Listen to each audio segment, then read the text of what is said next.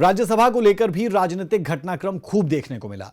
जब राज्यसभा की सीटें खाली हुई तो एक बार फिर लोकसभा चुनाव के दौरान दौर देखने को मिला और दूसरी बार विधानसभा चुनाव के दौरान भी राज्यसभा की सीट खाली हुई।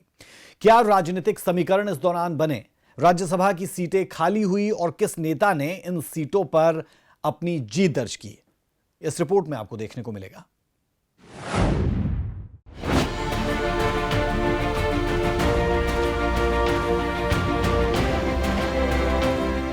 हरियाणा की 5 राज्यसभा की सीटें हैं और साल 2024 में राज्यसभा को लेकर 2 राजनीतिक घटनाक्रम देखने को मिले जब नए राज्यसभा सदस्य की नियुक्ति हुई।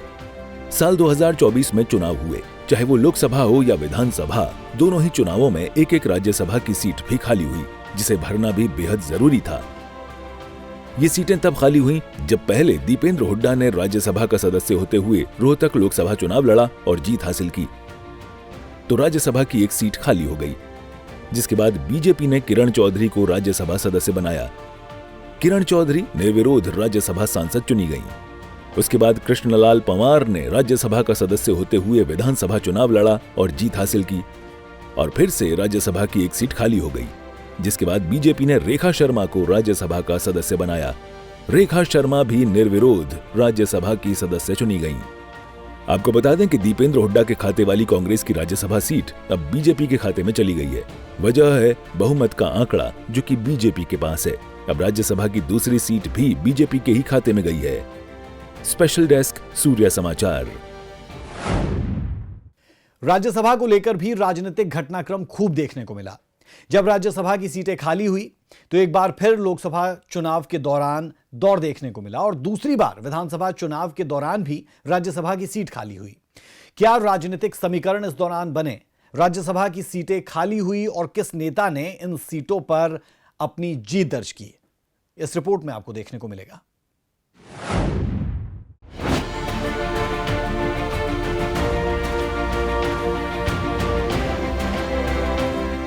हरियाणा की 5 राज्यसभा की सीटें हैं और साल 2024 में राज्यसभा को लेकर 2 राजनीतिक घटनाक्रम देखने को मिले जब नए राज्यसभा सदस्य की नियुक्ति हुई। साल 2024 में चुनाव हुए, चाहे वो लोकसभा हो या विधानसभा, दोनों ही चुनावों में एक एक राज्यसभा की सीट भी खाली हुई, जिसे भरना भी बेहद जरूरी था। ये सीटें तब खाली हुई जब पहले दीपेंद्र हुड्डा ने राज्यसभा का सदस्य होते हुए रोहतक लोकसभा चुनाव लड़ा और जीत हासिल की, तो राज्यसभा की एक सीट खाली हो गई। जिसके बाद बीजेपी ने किरण चौधरी को राज्यसभा सदस्य बनाया।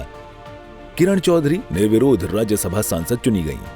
उसके बाद कृष्णलाल पंवार ने राज्यसभा का सदस्य होते हुए विधानसभा चुनाव लड़ा और जीत हासिल की और फिर से राज्यसभा की एक सीट खाली हो गई। जिसके बाद बीजेपी ने रेखा शर्मा को राज्यसभा का सदस्य बनाया। रेखा शर्मा भी निर्विरोध राज्यसभा की सदस्य चुनी गईं। आपको बता दें कि दीपेंद्र हुड्डा के खाते वाली कांग्रेस की राज्यसभा सीट अब बीजेपी के खाते में चली गई है। वजह है बहुमत का आंकड़ा जो कि बीजेपी के पास है। अब राज्यसभा की दूसरी सीट भी बीजेपी के ही खाते में गई है। स्पेशल डेस्क, सूर्य समाचार।